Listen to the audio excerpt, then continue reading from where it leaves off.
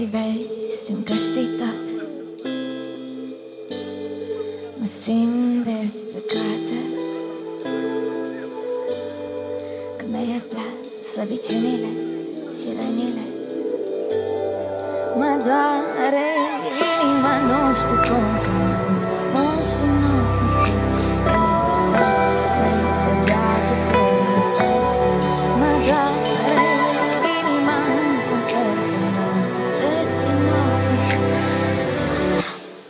Să fiu a ta, te ating doar în visele mele, sare pe rănile mele, dulceață pe limba mea și totuși nu te pot gusta.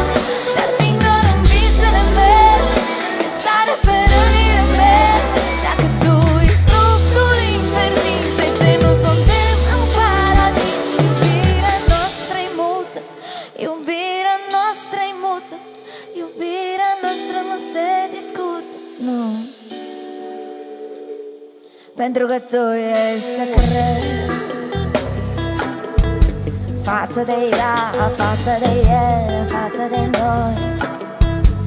Ești secretul discret, secretul perfect, care mă ține, care mă ține, care mă ține.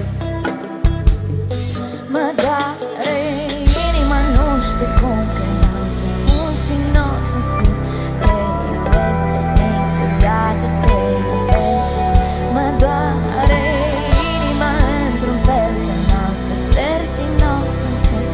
Să fiu a ta, să fiu a ta. Te ating doar în visele mele, e sare pe rănile mele, dulceață pe limba mea și totuși nu te pot gusta. Te ating doar în visele mele, e sare pe rănile mele. Dacă tu ești fructul interzis, de ce nu suntem în paradis? Iubirea noastră-i mută, iubirea noastră-i mută, iubirea noastră nu se discută, nu. Lacrimile mele m-au adus aici, tu mă melodii, vreau să caci să mă ridici tu.